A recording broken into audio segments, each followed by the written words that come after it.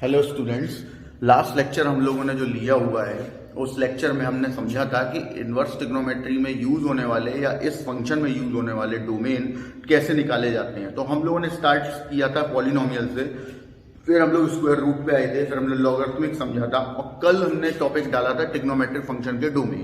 तो आज हम उसी को आगे बढ़ाएंगे।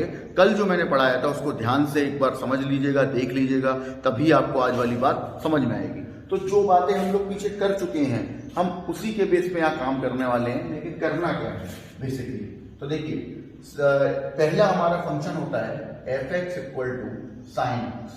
ये हमारे पास एक फंक्शन है। अब मान लीजिए आपसे इसमें ये पूछा जाए, अभी सिर्फ मैं डोमेन की बात कर रहा हूँ, रेंज की बात हम बाद में करेंगे। F x equal to sine x का डोमेन क्या है, तो मैंने आपको क्या बताया था, बस आप उस चीज पे काम करिए। आपको मैंने ये बताया था कि एक फंक्शन का डोमेन वो सेट होता है जिस सेट के अंदर रहने वाले सारे के सारे एलिमेंट्स पे वो फंक्शन डिफाइंड होना चाहिए। ऐसा ना हो कि कोई पॉइंट ऐसा मिल जाए जिसपे वो नॉट डिफाइन हो। और नॉट डिफाइन के लिए आपके पास जो कंडीशन थी वो 0/0, इन्फिनिटी और अंडर रूट के अंदर माइनस। ये डज नॉट एग्जिस्ट की तीन कंडीशंस हैं जो कि नहीं होनी चाहिए। हमें ये तीन कंडीशन देखनी है और ये पता लगाना है कि किस पॉइंट पर या किस पर्टिकुलर सेट पर होंगी, और उस सेट को अपने रिक्वायर्ड सेट में से बाहर कर देंगे तो हमें डोमेन मिल जाता है। अब सवाल यही यहाँ यूज होगा। आप देखिए ध्यान से कि यहाँ नीचे डिनोमिनेटर में ऑटोमेटिकली 1 जनरेट हो जाएगा। क्लियर है? क्योंकि उसके अलावा तो कोई नंबर हम ले ही नहीं सकते। तो देखिए 0/0 नहीं बनेगा क्योंकि डिनोमिनेटर में 0 चाहिए, वो बन नहीं रहा। इन्फिनिटी भी नहीं बनेगा क्योंकि 1/0 इन्फिनिटी बनाते हैं और डिनोमिनेटर 0 होना चाहिए, तब इन्फिनिटी होता है। तो डिनोमिनेटर 1 है तो उसको हम 0 ले नहीं सकते। अंडर रूट है नहीं, तो माइनस आने या ना आने का कोई फर्क क्वेश्चन पे नहीं पड़ रहा। तो फिर इस केस में क्या करें, तो आप देखिए मैंने क्या बताया था कि in this case there are no x belongs to real at which fx does not exist। Means क्या हुआ इसका, यहां पर आपने ये बता दिया कि आपके पास ऐसा कोई x नहीं है जो कि रियल हो और इस फंक्शन को डज नॉट एग्जिस्ट कर रहा हो। तो इसी वजह से इस फंक्शन का जो डोमेन होगा वो रियल नंबर्स हो जाएंगे। ये आपका इसका डोमेन है। निकालने का तरीका वही है जो आपको पीछे कन्वे किया गया है। इसके अलावा इसमें कोई और लॉजिक, मैंने बोला था ना, कॉम्पिटिटिव एग्जाम्स हो, अब 12th हो, 11th हो या ग्रेजुएशन हो, पोस्ट ग्रेजुएशन हो, कहीं पर भी मैथमेटिक्स आ रही है तो जो मेथड आपको बताया गया है अगर वो आप इम्प्लीमेंटेशन कर लेते हैं तो आप ये समझ लीजिए कि हर टाइप के डोमेन आपको निकालने आ गए। हर टाइप का क्वेश्चन का डोमेन आप निकाल पाओगे। Similarly f x equal to cos x आपको दिए हैं तो इसके डिनोमिनेटर में भी 1 है और ये भी ना तो 0/0 देगा, ना ही इन्फिनिटी देगा, ना ही अंडर रूट के अंदर माइनस देगा। क्यों? क्योंकि पहले 0/0 में डिनोमिनेटर 0 होना चाहिए, वो हो नहीं पाएगा क्योंकि 1 है। इन्फिनिटी में भी डिनोमिनेटर 0 होना चाहिए, वो भी नहीं हो पाएगा। और सिमिलरली अंडर रूट नहीं है, इस वजह से यहाँ पर अंडर रूट में माइनस जब नहीं आएगा क्योंकि अंडर रूट ही नहीं, तो फिर उसका भी कोई फर्क नहीं पड़ेगा। तो इन this case there are no x belongs to real at which fx does not exist। मतलब यहां पर भी कोई x ऐसा नहीं होगा आपके पास रियल जो कि इस फंक्शन को डज नॉट एग्जिस्ट करता हो। और अगर कोई फंक्शन का ऐसा कोई x नहीं है जो इसे डज नॉट एग्जिस्ट करे तो इस केस में भी डोमेन जो है वो आपका रियल नंबर्स ही होंगे। मतलब आप यहाँ इनपुट जो है वो कोई भी रियल नंबर दे सकते हैं, चाहे f x equal to sine x हो या f x equal to cos x हो। तो that is the method to find the domain of trigonometric function. 10 की बात हम लोग करते हैं नेक्स्ट, तब तक पहले आप नोट कर लीजिए इसको। चलिए अब हम पहुंचते हैं F x equal to 10x। अब देखिए यहां पर हम चेक करेंगे पहले कि यहां पर क्या हो सकता है। अब देखिए साइन और कॉस में जो आपकी वैल्यूज होती हैं वो हाईएस्ट +1 और लोएस्ट -1 होती है, लेकिन 10x में ऐसा नहीं होता। इसी वजह से साइन और कॉस जो होते हैं उनमें आप डोमेन रियल नंबर रख सकते हैं। लेकिन अब हमको याद ये रखना है कि यहां पर क्या 0/0 बन सकता है, क्या इन्फिनिटी बन सकता है, क्या अंडर रूट में -1 बन सकता है, ये हमको चेक करना पड़ेगा। तो देखिए अंडर रूट के अंदर -1 नहीं बन पाएगा क्योंकि वो है ही नहीं, ठीक है। डिनोमिनेटर यहाँ पर भी 1 है। 0/0 भी नहीं बन पाएगा क्योंकि डिनोमिनेटर को हम किसी भी हालत में 0 नहीं कर पाएंगे, वो 1 है। लेकिन अब सवाल उठता है कि इन्फिनिटी बन सकता है क्या? तो बिल्कुल बन सकता है इन्फिनिटी। बस अब आप सोच रहे होंगे कि भैया डिनोमिनेटर तो इसका भी 1 है, फिर यहाँ पर डिनोमिनेटर में 0 आएगा नहीं तो ये इन्फिनिटी कैसे बनेगा? तो देखिए जो साइन और कॉस थे उसमें हाईएस्ट वैल्यू +1 और लोएस्ट वैल्यू -1 होती है। तो x की जब आप वहां पर वैल्यू सब्स्टिट्यूट करते हैं तो आप 1 से -1 के बीच में ही रोटेट करेगी वैल्यू, यानी कि जो भी रियल नंबर्स आपको मिलेंगे वो -1 से +1 के बीच में मिलेंगे और आप उसमें रख कोई भी रियल नंबर सकते हैं x की जगह पर। लेकिन यहां वाले केस में इन्फिनिटी तब बनता है जब x की वैल्यू π/2 हो जाए, तो ये इन्फिनिटी बन जाएगा। तो आप उस केस में हम क्या करें, ये कैसे सॉल्व करें? तो आप यहां पर पहले तो ये लिखेंगे कि if tan x equal to infinity then function does not exist. ये बात आपको बतानी पड़ेगी क्योंकि tan x एग्जिस्ट मतलब इन्फिनिटी हो गया तो मतलब फंक्शन इनफाइनाइट हो गया, और फंक्शन इनफाइनाइट हो गया तो इसका मतलब है फंक्शन एग्जिस्ट ही नहीं कर रहा उस वैल्यू पे। तो अब आपको वैल्यू निकालनी है कि tan x की किस वैल्यू पे ये इन्फिनिटी आता है। अब सिमिलरली आप सोच रहे होंगे कि sin x में क्यों नहीं इन्फिनिटी किया या cos x में क्यों नहीं इन्फिनिटी किया। तो इसलिए नहीं किया क्योंकि ना तो sin किसी x की वैल्यू पे इन्फिनिटी देता है, ना ही cos किसी x की वैल्यू पे इन्फिनिटी देता है। इनकी हाईएस्ट और लोएस्ट वैल्यू ही -1 और +1 होती है, इस वजह से नहीं किया। लेकिन tan में ऐसा नहीं होता, tan में इन्फिनिटी आता है, ठीक है। क्लास ईयर आपने टेबल भी पढ़ी हुई है 10th 11th दोनों में, तो उसमें हाईएस्ट वैल्यू 10 की जो है वो इन्फिनिटी तक जाती है, तो इसीलिए tan x equal to infinity लिया हुआ है। अब क्या है, अब क्या करूंगा मैं, tan x इक्वल टू मैं करूंगा tan π/2। अब पहली गलती जो यहां होगी, अगर आपसे हो जाती है तो आप ऐसा मान लीजिए कि आपका डोमेन सही निकलेगा। वो गलती ये होती है कि दोनों तरफ कंपेयर करा के x बराबर π/2 ले लेना। तो क्या इसका मतलब आप ये कह रहे हो कि केवल x बराबर π/2 पे ये इन्फिनिटी है? तो क्या ऐसा है कि x बराबर π/2 पे इन्फिनिटी है? नहीं, x बराबर π/2 यानी π/2 के किसी भी मल्टीपल पर tan x जो है वो इनफाइनाइट ही होगा। समझ आ गई बात? मैं चेक करता हूं। देखिए आपने कहा मैं tan 3π/2 लूंगा, ये 1 × π/2 है। अब अगला tan 3π/2, हम मैं बात कर रहा हूं उसके मल्टीपल की, तो मल्टीपल जो है वो ऑड होने चाहिए। तो जैसे 1 लिया, फिर 3 लिया, 3 लिया, तो वैल्यू कैसे निकालेंगे? ये हो गया आपका tan 270। 270 को मैं लिख सकता हूं 180 + 90। क्लियर है? अब 180 + 90 जब आपने लिया हुआ है तो कंडीशन क्या बनेगी? देखिए ये रहा 180 का, समझाया था, प्लस थीटा ये रहा। 180 पे चेंजेस कुछ नहीं होंगे तो tan 90 रहेगा, और थर्ड क्वार्टर में पहुंचेगा, थर्ड क्वार्टर में 10 प्लस का होता है tan 90 अगेन इन्फिनिटी। और आगे बात सिमिलरली tan 5π/2 निकालेंगे तो वो भी इन्फिनिटी आएगा, tan 7π/2 निकालेंगे तो वो भी इन्फिनिटी आएगा। तो डोमेन में तो रियल नंबर आप डालेंगे, तो सारे रियल नंबर जब आप डाल रहे होंगे तो उसमें सारे मल्टीपल भी डालने पड़ेंगे क्योंकि इन सभी पे इन्फिनिटी हो रहा है। तो अब सवाल आता है कि ऐसे मैं कहां तक निकालूंगा या ऐसे मैं कहां तक सोचूंगा। तो देखिए कल जो तरीका आता है उस पर ध्यान दें।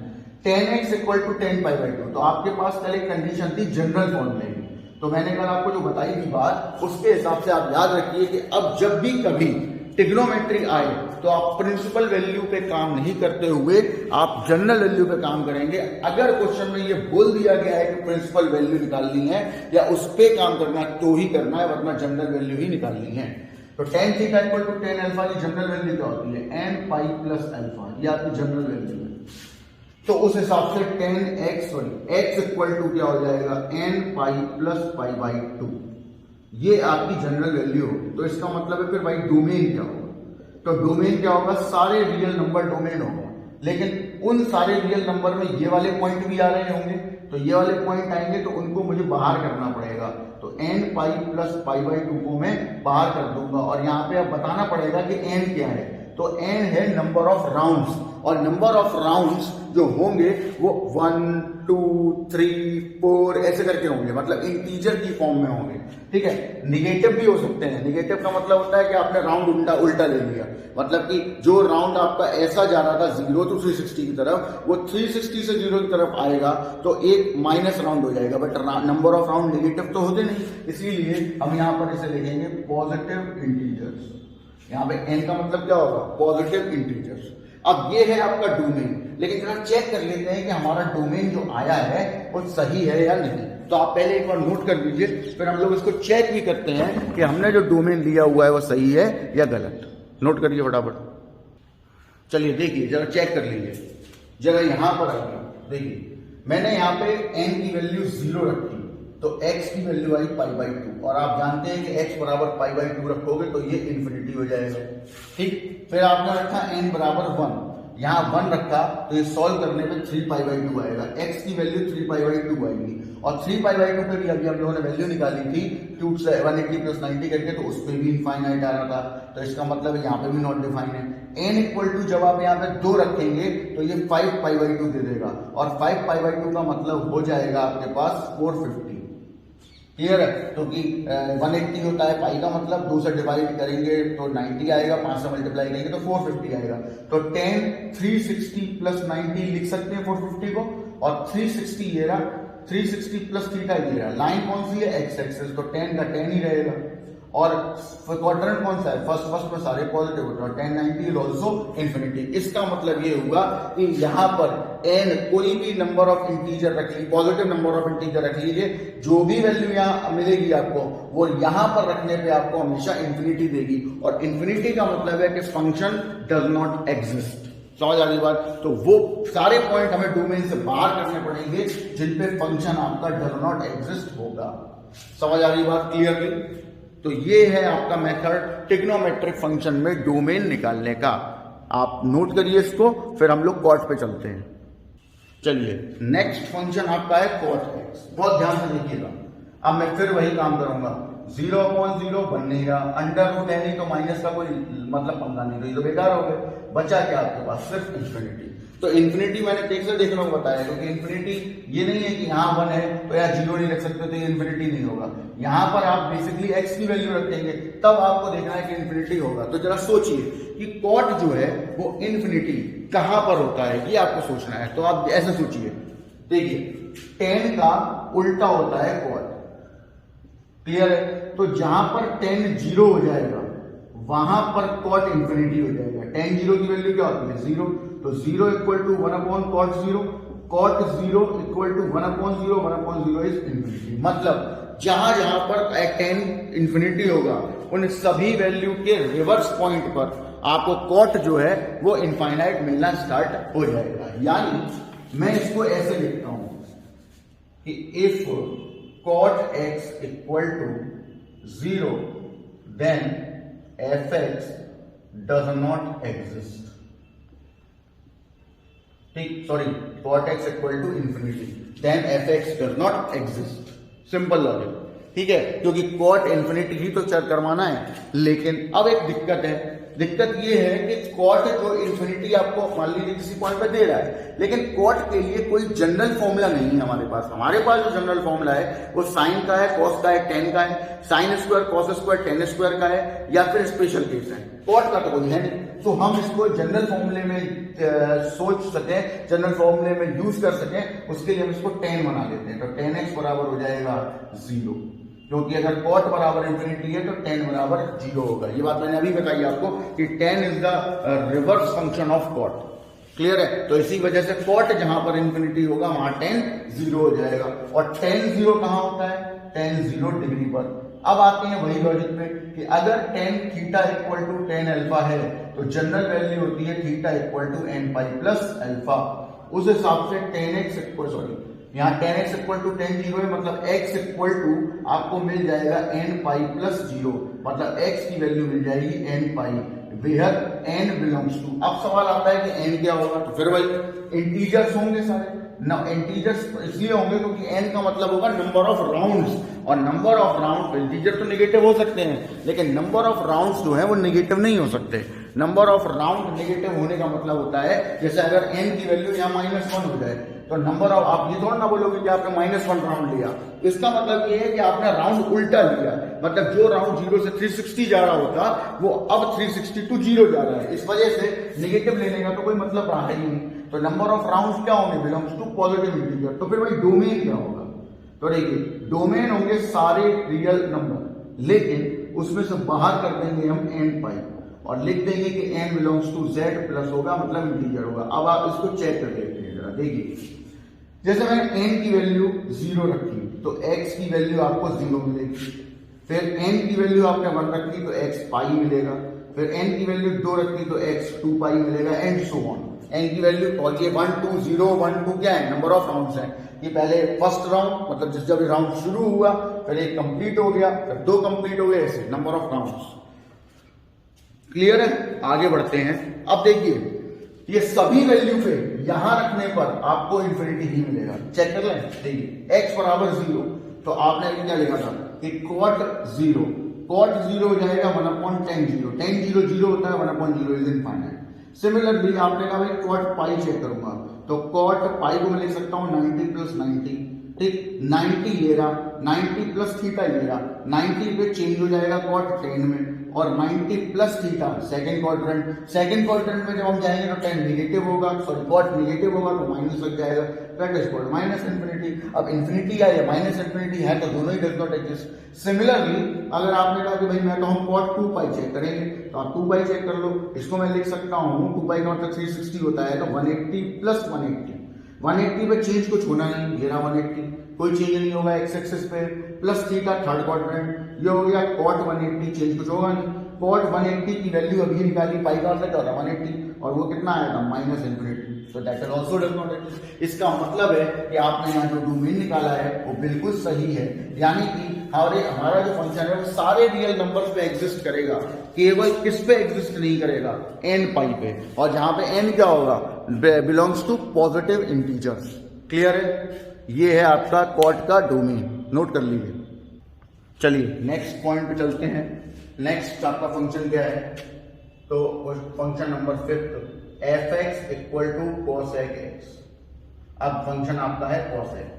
अब सेम काम करना है यहां पर भी कि क्या है वो चीज की, इफ cosec x = अब देखिए हमें cosec को क्या बनाना है, इन्फिनिटी बनाना है, क्योंकि तभी डज नॉट एग्जिस्ट होगा।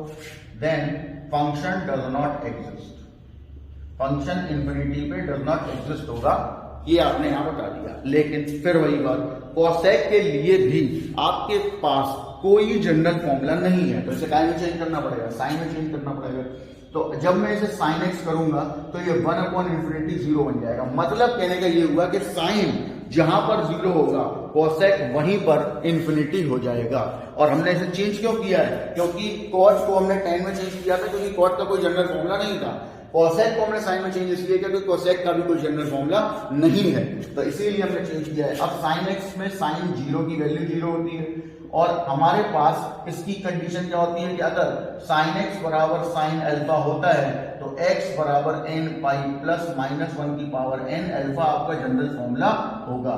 ये बात आपको यहाँ याद रखनी है, कल बता चुका हूं। तो उस हिसाब से यहाँ क्या होगा, n पाई प्लस -1 की पावर n, अल्फा की जगह क्या है 0, तो जब 0 है 0 को मल्टीप्लाई में करोगे पूरा 0 हो जाएगा, तो x की वैल्यू क्या आ जाएगी n पाई। क्लियर है? अब यहाँ n क्या है भाई, number of rounds.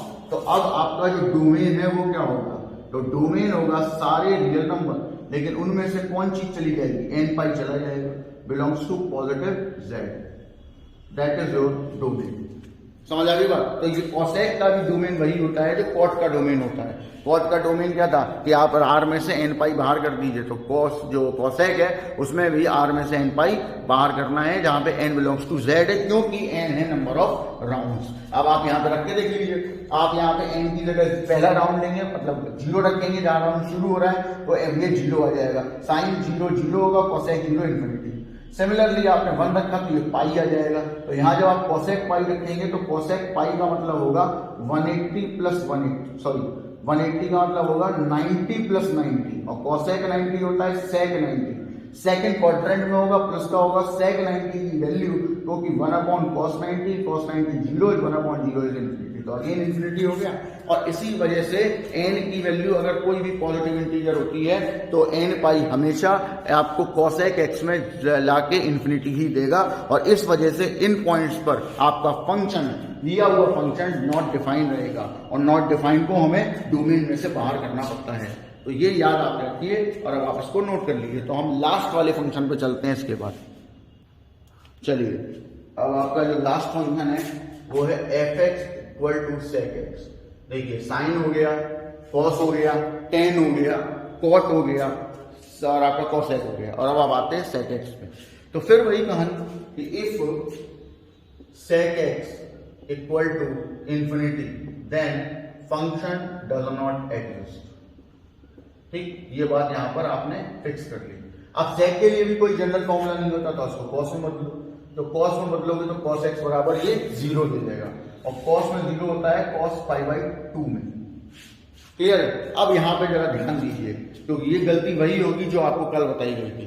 cos x equal to अगर आपको 0 मिल जाता है तो प्रॉब्लम क्या होती है कि आप कंडीशन लगाएंगे ये वाली, जो कि बिल्कुल गलत है, ये नहीं लगा सकते आप।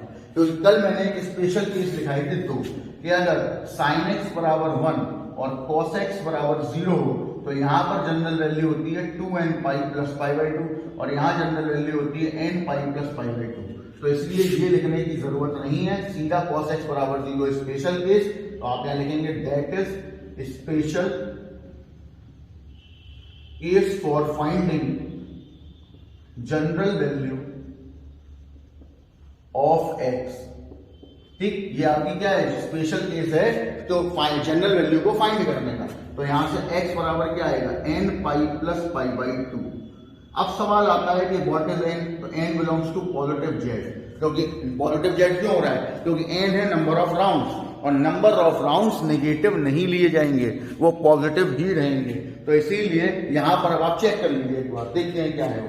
जैसे n की वैल्यू आपने 0 ली तो x पाई बाई 2 आया, फिर n की वैल्यू आपने 1 ली तो x 3 पाई बाई 2 आया, फिर n की वैल्यू आपने 2 ली तो x 5 पाई बाई 2 आया, एंड सो ऑन। ठीक, रखिए जरा, जब आप यहाँ पे पाई बाई 2 रखेंगे तो sec पाई बाई 2 cos का उल्टा होता है, cos पाई बाई 2 होता है 0, तो ये इन्फिनिटी हो जाएगा। फिर इसी तरीके से cos 3 पाई बाई 2 जब आप निकालेंगे तो वो भी 0 होगा। तो देख लीजिए आप, cos 3 पाई बाई 2 का मतलब क्या होता है, cos 270 का मतलब क्या होता है, cos 180 प्लस 90, 180 एक्स एक्सिस पे होगा, चेंज कुछ होगा नहीं, तो ये आ जाएगा आपका cos 90, और 180 plus theta, third quadrant, third में cos होता है माइनस का, तो ये हो गया 0 पे माइनस में कोई फर्क पड़ेगा नहीं। अब अगर यहाँ 0 है ये वैल्यू, तो ये वैल्यू जरा उल्टा कर दीजिए sec 3 पाई बाई 2, क्योंकि आपका फंक्शन तो sec में ही है, तो ये 1/0 इज ऑल्सो इन्फिनिटी। तो बात समझ में आ गई कि यहाँ पर जो n पाई बाई 2 होगा, जहां पर n belongs n pi plus pi by 2 होगा, जहां पर n एक पॉजिटिव इंटीजर है, तो वहां किसी भी वैल्यू पर, यानी कि इस टाइप का जो भी वैल्यू आपको मिल रही है x की, उस पर ये फंक्शन डिफाइन नहीं होगा। तो फिर डोमेन क्या होगा, डोमेन होगा सारे रियल नंबर, उसमें से n pi plus pi by 2 बाहर, when n belongs to z positive. That's your answer. और ये है आपके ट्रिग्नोमेट्रिक फंक्शन के डोमेन, जिन्हें निकालने का तरीका आपके सामने है। मेथड वही इस्तेमाल किए हैं जो आपको पहले बताए थे, आप नोट कर लीजिए, फिर आगे बढ़ते हैं। चलिए, अब आप हेडिंग डाल लीजिए रेंज। अब रेंज निकालने का अपना एक पूरा मेथड है, जिसको आपको ध्यान से सुनना है, और अपनी तरफ से इसमें कोई भी तो नहीं सोचने हैं, ठीक है, क्योंकि यहाँ पर हर चीज एक दूसरी चीज से जुड़ी हुई है। तो हम जो बात कर रहे हैं, पहले हर लेक्चर को आप पूरा देखिए, उसके बाद अपना कोई रिजल्ट बनाइए, और उस पर अगर कोई कंफ्यूजन होता है तो पूछ लीजिए। क्लियर है? तो रेंज का कॉन्सेप्ट क्या है, ध्यान से समझना। ये है आपका एक डोमेन, और यहाँ आपको मिलेगी रेंज, क्योंकि ये को डोमेन है तो सी के अंदर रेंज होती है। तो ये ए है और ये बी है। तो कोई फंक्शन जब काम करना स्टार्ट करता है, तो when A machine when we give input then we always get a unique output। तो यहाँ इनपुट दिया जाता है डोमेन में, और यहाँ आपको आउटपुट मिलता है। तो इसीलिए यहाँ से यहाँ की तरफ कोई फंक्शन चलना स्टार्ट होगा, क्योंकि जब आप इनपुट देंगे तभी आपको आउटपुट मिलेगा। तो ये है तरीका एफ के जाने का। अब कॉन्सेप्ट क्या है कि अगर एफ यहाँ से यहाँ जा रहा है, तो फिर ये कोडोमेन से चलना, डोमेन से चलना स्टार्ट कर रहा है और कोडोमेन की तरफ जा रहा है। ठीक है, अब कोडोमेन या समटाइम्स रेंज, ठीक है, ये बात आपको मैंने पिछले लेक्चर्स में बता रखी है कि कोडोमेन में से ही रेंज निकलती है। अब कभी कभी कोडोमेन और रेंज आपस में बराबर हो जाते हैं, और कभी कभी कोडोमेन बड़ा होता है, रेंज छोटी हो जाती है। क्लियर है? ये कंडीशन यहाँ बन जाती है। अब तीन क्या बनता है भाई, देखिए जरा, यहां से यहां जब हम गए तो एस का डोमेन से रेंज की तरफ। तो सोचिए, अगर मैं यहां से यहां आता हूं तो फिर ये एफ इनवर्स होना चाहिए, क्योंकि ये जा रहा है ए से बी की तरफ और ये जा रहा है बी से ए की तरफ। तो अब जो एफ इनवर्स होगा उसका डोमेन ये हो जाएगा और रेंज ये हो जाएगी। क्लियर? लॉजिक समझ में आ रहा है? ठीक है ना, कि अगर आपका कोई फंक्शन f है जो a से b की तरफ मूव कर रहा है तो a जो है वो उसका डोमेन होगा और b जो है वो उसका कोडोमेन होगा, जिसमें से रेंज आप निकालेंगे और रेंज वो होती है जो सम टाइम कोडोमेन के इक्वल हो जाए। क्लियर है? कभी कभी, हमेशा नहीं। अब जरा f इनवर्स की बात की है तो भाई इनवर्स फंक्शन का डोमेन वो होगा जो f की रेंज बनेगी। तो अगर मुझसे ये कहा जाए कि आप रेंज ऑफ f निकालिए, तो रेंज को निकालने की डायरेक्ट कोई ट्रिक नहीं होती। यहाँ पे लोग क्या करते हैं कि डोमेन निकालने के बाद हिट एंड ट्राई मेथड इस्तेमाल करना स्टार्ट कर देते हैं, या जिसे हम तुक्का बोलते हैं कि रेंज ये होगी। तो ऐसा नहीं होता है। रेंज निकालने का अपना एक परफेक्ट मेथड होता है और वो मेथड ये है कि रेंज ऑफ एफ निकालने को बोला जाए तो आप बजाय रेंज ऑफ एफ निकालने के डोमेन ऑफ एफ इनवर्स निकाल लें और दोनों आपस में बराबर होंगे।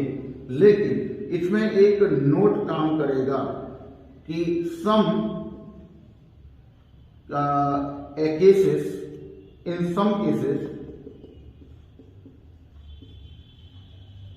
The range of f not exactly equal to the domain of f inverse. ठीक, कुछ ऐसे केसेस भी हैं हमारे पास जिसमें रेंज ऑफ एफ डायरेक्टली एक डोमेन ऑफ एफ इनवर्स के बराबर नहीं होती। ठीक है, उन केस पे हम डिस्कस करेंगे, टेंशन मत लीजिए। तो ये आपका पहला पॉइंट है नोट का, जो आपको याद रखना है पूरी बात, कि अगर आपको एफ के रेंज पूछी गई है तो आप एफ की रेंज निकालने के बजाय एफ इनवर्स का डोमेन निकाल लीजिए, क्योंकि डोमेन निकालने का आपके पास बहुत सारे मेथड हैं, वो जो आपको मैंने कन्वे कर दी हैं। तो एक बार डोमेन ऑफ एफ इनवर्स निकल गया तो वही आपकी रेंज भी होगी। लेकिन कुछ केसेस ऐसे भी होते हैं जिसमें रेंज ऑफ एफ एग्जैक्टली बराबर नहीं होता डोमेन ऑफ एफ इनवर्स के, तो उसके लिए भी आप एक नोट जनरेट कर लीजिए कब नहीं होता। तो देखिए, एक नोट में लिखता हूं कि if a function contains square root and its inverse is also same as fx, मतलब आपका जो फंक्शन है वो स्क्वायर रूट लगा हुआ है फंक्शन में, और जब आपने उसका इनवर्स निकाला तो वो भी वही आ गया लौट के जो कि fx था। Then range of f equal to restricted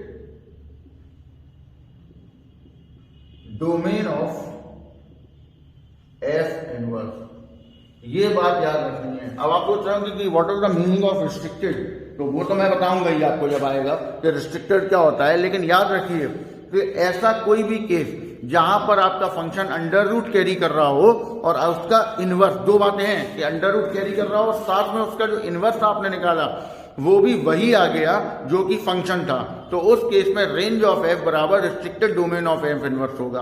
बाकी हर केस में range of f directly equal to domain of f inverse होने वाला है। यानी अगर मुझे रेंज ऑफ एफ निकालने को बोला गया है तो मैं डोमेन ऑफ एफ इनवर्स निकाल लूंगा। क्लियर है? नोट कर लीजिए इसे, फिर आगे बढ़ते हैं। चलिए, अब सवाल आता है कि भाई ये तो हमारी समझ में आ गया कि अगर मुझे एफ की रेंज निकालनी है तो मुझे एफ इनवर्स का डोमेन निकालना पड़ेगा। लेकिन अब सवाल ये है कि किसी भी फंक्शन का इनवर्स कैसे निकालते हैं। तो बस यही बात आपके लिए सबसे ज्यादा जरूरी है, तो आप हेडिंग लगा लीजिए, to find inverse function of a given function, जिसमें मैं आज सिर्फ आपको पॉलिनोमियल के केस के इनवर्स निकाल के बताऊंगा। ठीक है, फिर कल हम लोग उन केसेस को स्टडी करेंगे जिनमें क्वाड्रेटिक इक्वेशन आ जाती है, और साथ में उन केसेस को भी लेंगे जिन केसेस को हमने डोमेन में लिया था, क्योंकि वही सारे केसेस आपको यहाँ मिलते हैं डोमेन और रेंज के दोनों केसेस में। तो उनमें कैसे निकालेंगे वो तब हम लोग कैरी करेंगे। तो आप पहले राइटिंग लगा लीजिए to find the inverse function of a given function, और उसमें हेडिंग लगा लीजिए वर्किंग रूल। आपको कैसे वर्क करेगा आपका रूल वो देखिए। तो पहला पॉइंट है कि first we put y equal to f x in the given function, मतलब जो फंक्शन आपको दिया गया है उसमें आप f x equal to y या y equal to f x put कर देंगे। मतलब कहने का एक ही मतलब है कि एफ एक्स दिया होगा उसके इक्वल में वाई रख देना है। Second point, then we find, अब देखिए जब आपने f x equal to y रखा तो एक्स को नहीं छोड़ोगे तो एफ उधर चला जाएगा, एफ इनवर्स वाई बनती है, क्वेश्चन नंबर 1। तो सेकेंड पॉइंट में आपको एफ उठा के सामने ले जाना है और बन जाएगा x equal to f inverse y. ठीक है, अब क्या करेंगे तीसरे पॉइंट में, after putting f x equal to y we get an expression in terms of x which is the value of y। मतलब जब आपने एफ एक्स बराबर वाई पुट किया होगा तो आपको एक एक्सप्रेशन मिलेगा जो कि y की वैल्यू होगी इन टर्म्स ऑफ x। वो बात यहां लिखी गई है कि यहां पर आपके पास जो कंडीशन है, मेरे बोलने की बात मैंने आपको पहले ही बोला हुआ है कि आप मेरी राइटिंग पे ना जाएं, क्योंकि मैं यहाँ हिंदी इंग्लिश उर्दू पढ़ाने नहीं आया, ना ही लैंग्वेज पढ़ाने आया हूँ, मैं आपको मैथमेटिक्स सिखाने आया हूँ। तो आप उस पर ध्यान दें कि after putting f x equal to y we get an expression in terms of x which is the value of y. मतलब कि आपने जब f x equal to y put किया था तो वो जो एक्सप्रेशन आपको मिला था उसमें क्या था, उसमें वाई की वैल्यू एक्स के टर्म में थी। तो फिर चौथे पॉइंट में हम क्या करें, तो आपको मैं बता दूं चौथे पॉइंट में देखिए क्या करना है। फोर्थ पॉइंट में आपको करना है, now we find the relation between x and y, that is find the value of x in terms of y by the help of the relation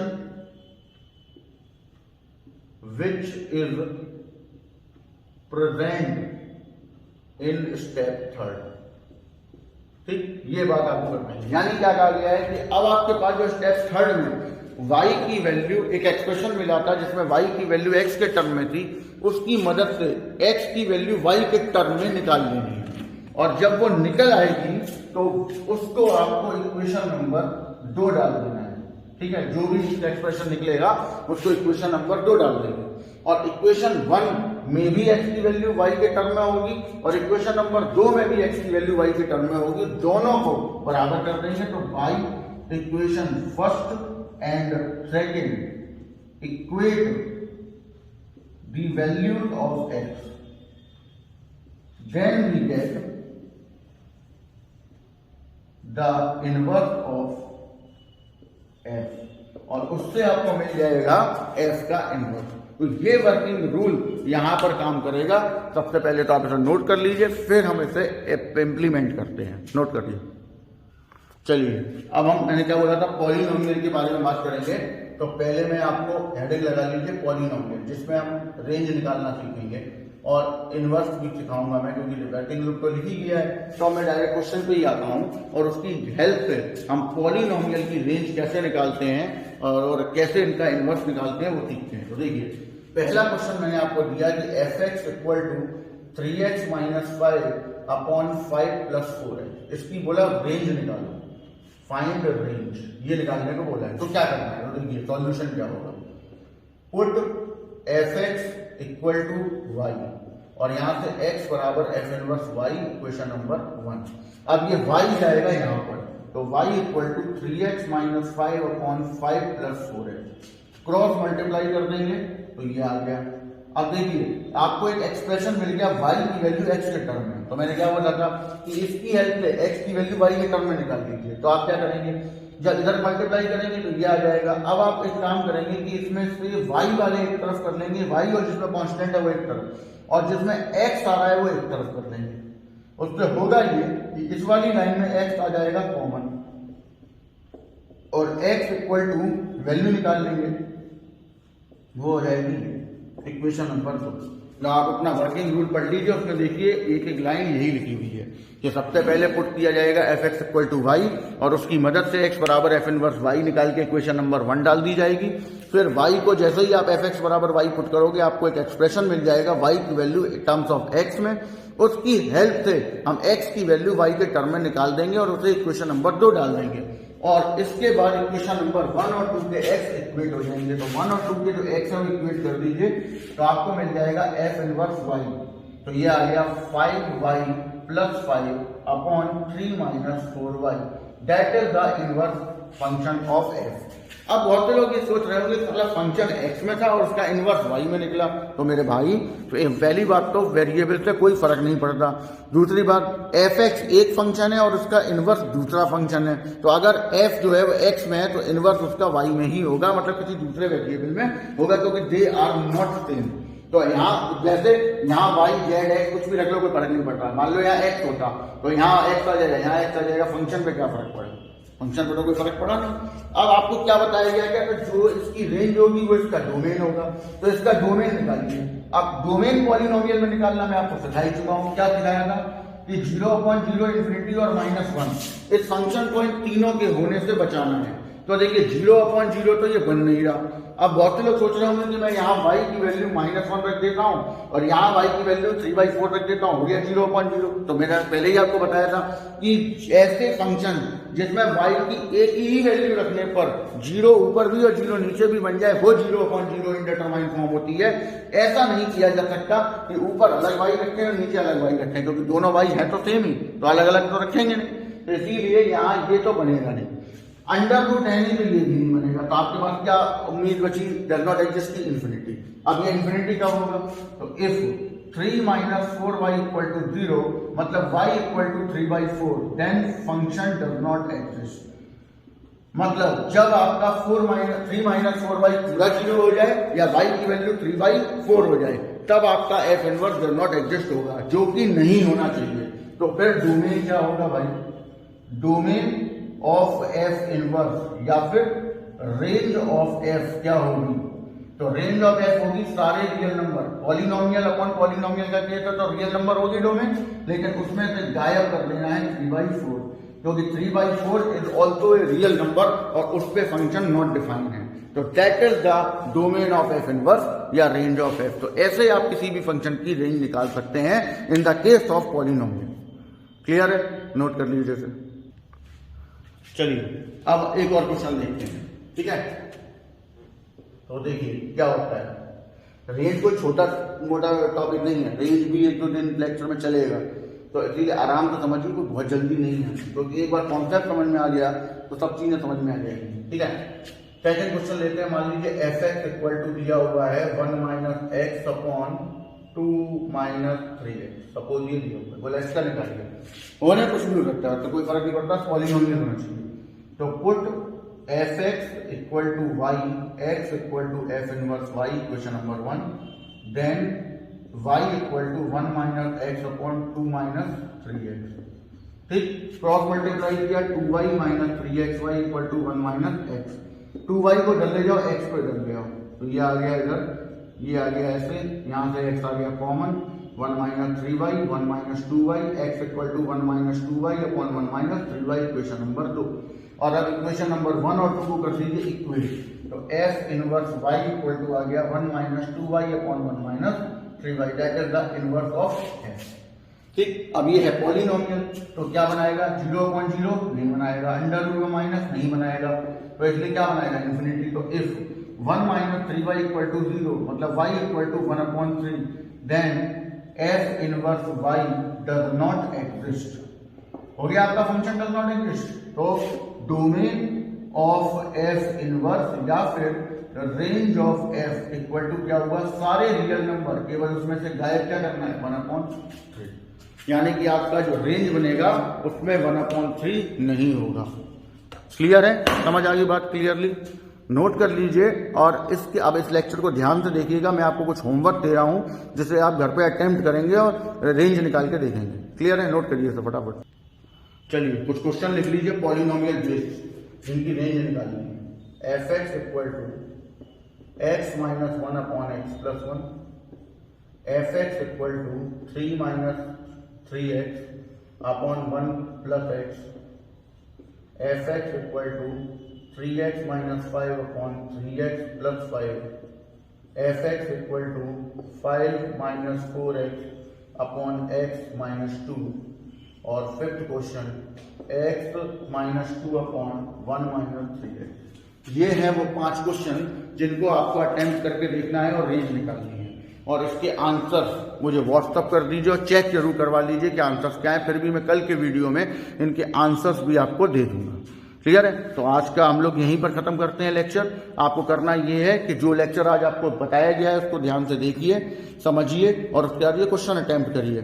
कल हम लोग रेंज को आगे बढ़ाएंगे। ठीक है? Good bye.